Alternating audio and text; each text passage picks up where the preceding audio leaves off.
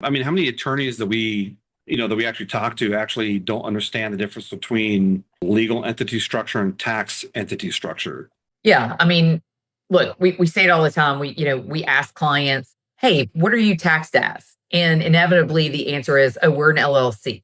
And the conversation goes down the path of explaining that yes, there's legal structure, but then there's also tax structure.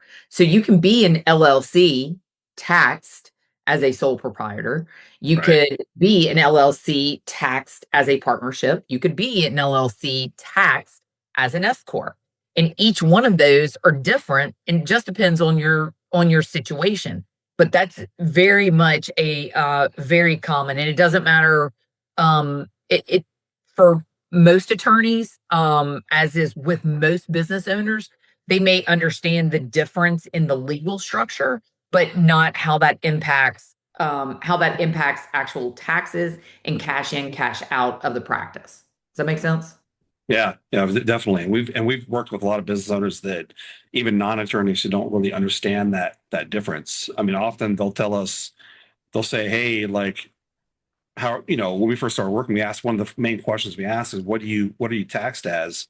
I'm like, "Oh, we're an LLC." Come to find out they're actually an S corp, which means a whole different set of rules for not only keeping the books, the accounting, but also how they're taxed and how they take money out, how they put money in, what kind of W-2 they get, if they get a W-2 at all. And those things are super important to understand, right? So because if they don't, then they could really royally screw themselves when it comes to tax time. Yeah, and I mean, like something as simple as, hey, how do I contribute to my retirement plan? Well, do you have a 401k? Do you have a SEP? What all do you have in place for the firm for you to be able to contribute? That number is going to be different if you're taxed as a partnership or if it's an S corp or if it's a sole proprietor. So, so it's important to know that distinction, and because it will impact a firm's owner on how they can, actually do any type of basic tax planning. Or they may be doing some basic tax planning, but not doing it to the fullest extent because they're limiting themselves and not knowing it. Because there's some better options on how they could be structured from a tax place, from Yeah. tax.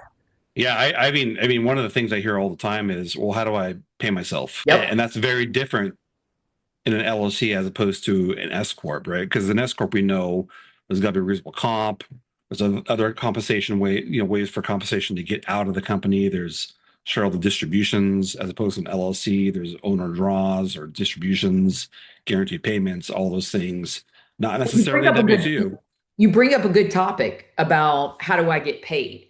And again, very, very common, even amongst CPAs and accountants, where some don't know how to do fact-based reasonable compensation. I've heard we worked with one firm and they said, we know about reasonable compensation. I said, great. How much are you paying yourself versus how much are you taking in distributions? And they gave us the number. How'd you come up with that? CPA gave it to us. So when we talked to the CPA, asked them, how'd you come up with that? They were like, oh, well, I just Googled what the standard was. That's not what the IRS's standard is. And there's some simple ways to do it, but what the IRS doesn't want to see is if you've taken $500,000 out in distributions, and again, this is an extreme example, Right. but you've only paid yourself $60,000 in W-2 income. Now, the only way to know if that's reasonable compensation for services paid to the entity is to do a reasonable compensation analysis. 90 plus percent of most practice owners have never done that, don't know how to do it. Maybe their CPA or their accountant isn't aware how to do it. There's some very good software out there that's IRS tested through audits and has passed. Well, and I've seen percentages being used like, hey, do 30 to 40% of net revenues. Oh And yeah, that's not always the case that's not either, always the case. right? Yep. And some attorneys will say, well, I want to get paid more, so I'm going to go ahead and increase my payroll. Well, not always, right? Because that reasonable comp number is where you want to go. Don't want to go really under it if you don't have to, or if you can't, but you don't really want to go above it unless there's some kind of retirement plan into play where you need to get extra money into retirement, because we all know that you're paying 7.5% more in payroll taxes, right, on that income. Well, and then the biggest thing is that with practice owners, it's, and partners, it is, hey, look, if we've got a small staff or if we've got, a staff of 10 to 12, it doesn't matter. At the end of the day, you got to have enough cash to make sure not only can you take care of yourself, you didn't start a practice so you could pay everybody else's wages. You started a practice so you could be a business owner and accumulate wealth, do what you love, and, Right. employ some people to help you along so you can, actually practice law and not have to get bogged down with the details of running a business. But that's the secret that nobody ever tells you in law school. They teach you how to practice law, they don't teach you how to run a business. And it's the same thing with Right. physicians. We see it all the time. It's the same thing with most disciplines, architecture firms as well, in professional service environments. And so you can be very good at practicing law, but be very bad and at running a business. And by bad, I don't mean running it into the ground, but it may be you feel like you're working so hard just to pay yourself, maybe keep a paralegal, an assistant, an office manager on the books, employed to help you with just the caseload you have now. And it might be something as simple as, hey, looking at how your practice management, the back end, right? Like how billing's done, how invoices are collected, how timely are they being collected? All of those things, looking at all of that, making sure that's done properly is kind of step one into making sure before you feel like I need to go out and hire another attorney or bring in another partner. You want to make sure you're turning over every single rock, that you're running your practice as efficiently as you can. And so, but that's, I always tell every business We owner, I'm like, everybody's favorite charity is themselves. we've definitely been around the block a few times. We've seen a lot of business owners and attorneys that definitely are hemorrhaging cash and not really, they're needlessly hemorrhaging cash, right? There's just no rhyme or reason, just because they don't really know what's going on in their business and they're not managing it correctly. And that's kind of where we step in, as we help them manage that whole process and make sense of complicated stuff, and that kind of leads me into like the next thing I wanted to talk about today, which was, what are some of the best tools where we can help business owners, attorneys, lawyers make sense of complicated financial topics. And AI is hot right now. Basically, if you're not on the AI train already, you better get on, because you're going to be left behind, right? And so, And what? there's already cases that are in the legal area. There's already cases where attorneys are, being sued, or there's complaints being filed, at various state bar associations because attorneys have filed pleadings using AI and completely wrong. Like they basically just threw it into Wow. Gemini or something, spit out a pleading, filed the pleading, didn't review it, and it's creating a massive issue. It's creating a malpractice issue. So AI is fantastic, but again, just like anything, you still gotta it will do most of the work, but it'll make you more efficient, but you still have to use it. But especially in our space, it's been a game changer, especially making sense of very difficult topics that maybe if you're not inclined to know financial terms or how business works or whatnot, AI for us to use that tool to explain to clients in a very simplistic way, this is what this means to your bottom line. This is what this means to you in non-accountant words, has been incredibly valuable. It is. In fact, you can take an income statement or a profit and loss statement, throw into Chat GPT, and you can tell it with the right prompt. You can say, "Hey, pretend like I'm a fourth grader when it comes to accounting and math. Please explain this to me in terms I can understand." And then it'll spit out a bunch of stuff, easy to understand. But if you don't understand that, just have it explain itself, and it'll keep explaining, keep explaining. Now, Yep. if you don't want to get that, in depth into it, or want to spend that kind of time into it, we've been playing around with a tool, or at least I've been playing around with a tool called Notebook LM. It's from Google. And what's very interesting about this is It's meant to be where you create a workspace or like a notebook space, and you can upload documents, you can type into it, you can chat with it. And the purpose of it is to take complex documents, break it down into terms that are to make it easy to understand. But also, one of the cool things about it is, just like we're talking today, it produces like a podcast point of view with a male and female persona that take your document and explain it in fairly easy terms. I won't say it's really elementary terms, but you probably heard like 90% of the terms being thrown around, and it's fairly easy to understand. And what's great about this is if you do it, you can just save the audio file to your phone or whatever, and you can listen to it on the drive home, right? Or you can listen to it where you're traveling, or you can just listen to while you're eating lunch. And then you got your Do you whole. have a sample? In fact, I do have a sample. So Okay, cool. let me see if I can play this for But the us. first time, the first time we played around with this, I was flabbergasted. It sounded like two people on a podcast. Yeah, so I did upload a demo Inc. profit and loss statement for this company called Demo Company. So let's see if we can play it and it comes out. And before we get any further, I just want to say that I just want to preface this with all I did was upload a copy of this P&L, right? And then Google Notebook LM did all this by itself. Through its income statement. You might know it as a profit and loss, or P&L. And this one's for Demo Company US. Right, for the full year ending December 31st, 2025. It's basically the financial story of their year. Everything earned, everything spent. A snapshot of performance over that whole 12-month period.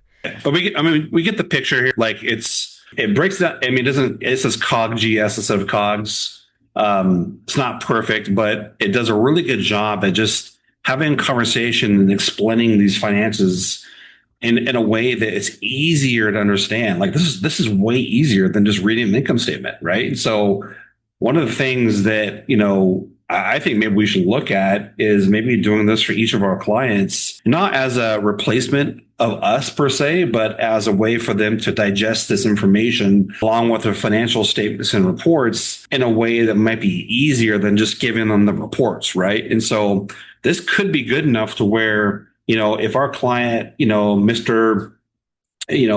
Attorney Jones or whoever, really needs a little bit more understanding on his financial statements, but doesn't really necessarily want to or have time to meet per se. It doesn't want to. This might bridge that gap a little bit and help them understand better. Not only that, but the business owner, this gives them more power over their financials and understanding, which is always better, right? Every business owner should know, should be well versed in their finances and should take the time to educate themselves and learn about it. The more they know, the better decisions they can make and the better relationship they're going to have with us because we're speaking this accountant language and we can break it down. And we're trying to communicate all these ideas to them like, hey, this is how you better do this, how you better do that. But they're not really going to understand it all the way without some time and education on our side. And this could really help speed up that process. Agreed. And one of the biggest things when you said, about practice owners, needing and firm owners needing to, understand their finances in a very simplistic manner. One of the things I see most often is they equate cash into the business as cash out as profit, not understanding, hey, you might have taken in $500,000 in legal fees. And let's say you have a building that you own, okay? And the building note you think is 100% deductible. It's not. Only the interest on that is deductible. So only the interest is the expense that shows up on your profit and loss statement. The amount of principal you paid towards the balance on that loan shows up on the balance sheet, which is just assets equals your liabilities plus your equity. But again, most business owners, regardless if you're a practice owner, firm owner, or not, equate money in to money out. If it's money out, it's a deductible expense, not understanding that's not always the case. And so then there's the third component in your finances, besides the profit and loss statement or the income statement, the balance sheet. Then there's also your cash flow statement. Cash flow truly is cash in, cash out, regardless of if it falls on the P&L or if it Right. falls on the balance sheet. And that's the piece that I feel like most business owners miss, and they end up making decisions because they don't understand how cash coming in and cash going out impacts each one of those. Um, I feel like most business owners, and again, I'm sure most business owners sitting out there, if you're listening to us right now, feel this way. You're making decisions based on what's the bank balance. I'm going to go on this thing.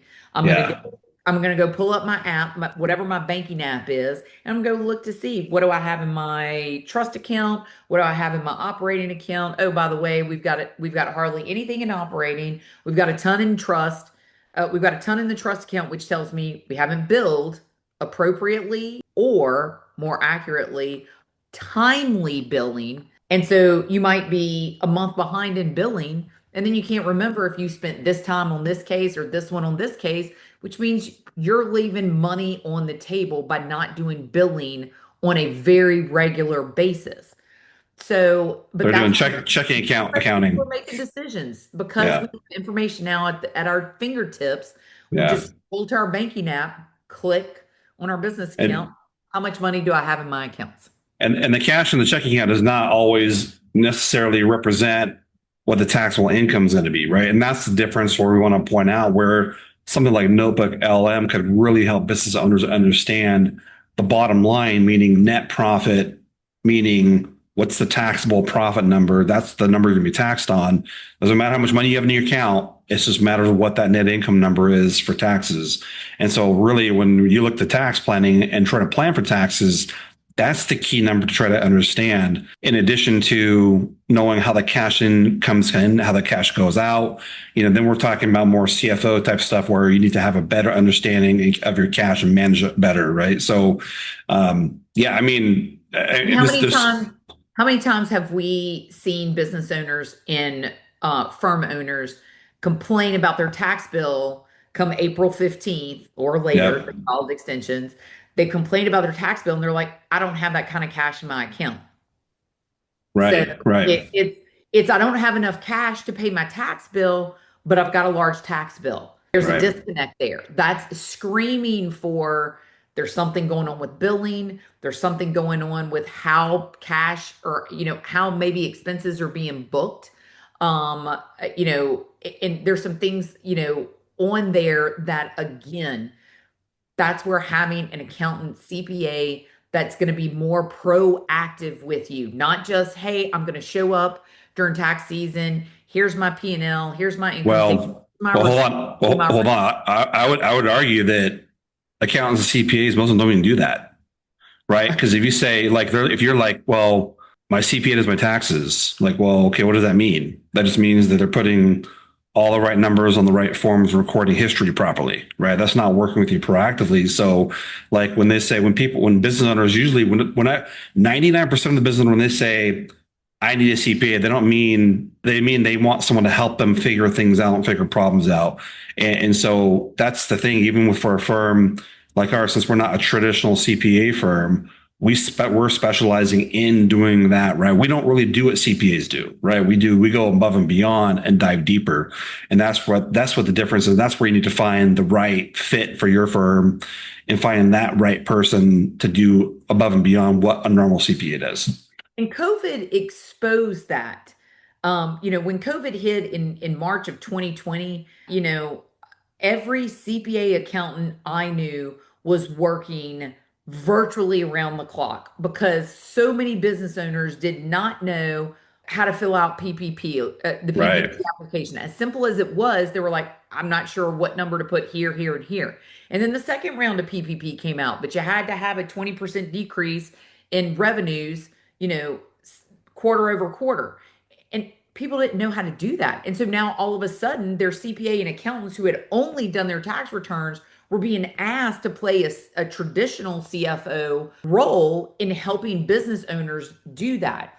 And so, and again, in our industry, in the accounting industry, the business model has been you need to prepare 600 returns or you need to prepare 1,000 returns. And 60% need to be business or 40% need to be individuals or whatever that mix was. Right.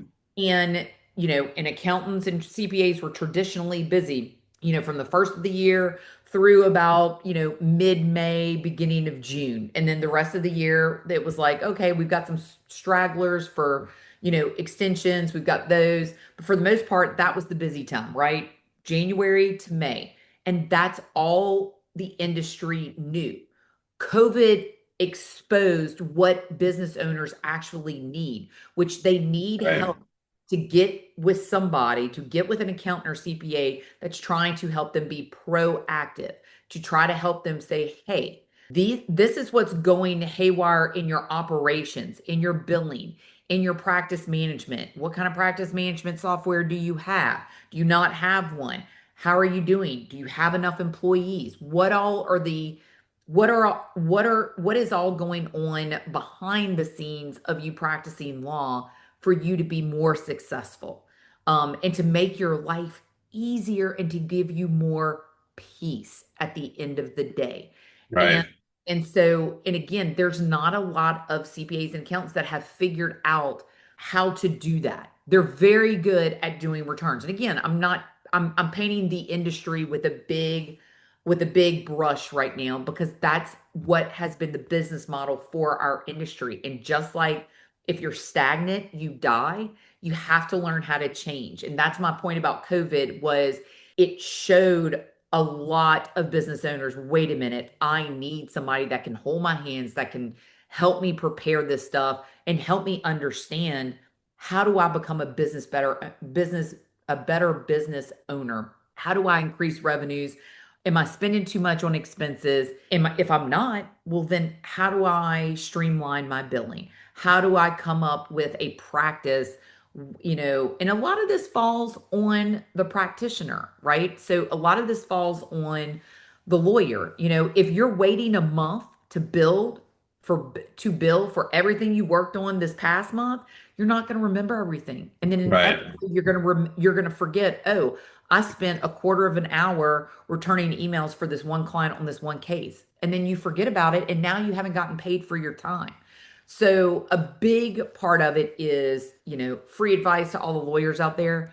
Make sure you're billing on a consistent basis and find an easy way to cap your day or to recap your day with some type of free software, even if it's just a voice memo on this thing, where Yeah. literally after every phone call, you pick it up and you go, spent 0.15 hours with Joe Boudreau on the Jones case, period. And so even if it's something as simple as that, at least you have something to go back to by which, even if you're not billing for another month, you can at least have something to go back to bill accurately so you're not getting paid for your time. Right, right. Well, this has been great. I think there's lots to unpack here, but I mean, I'm really looking forward to seeing how we can use AI a little more to help us. Again, it's not going to replace a qualified individual to help you understand things and help bridge that gap, but can definitely be a business tool to help you understand complex things. And so I'm anxious to see how practitioners use this to help their clients. I know for us, we're definitely looking at this hard to see how we can use it to make it easier for business owners to understand complex topics and just make their life a lot easier and just up the quality of service we give to our clients. So sounds good.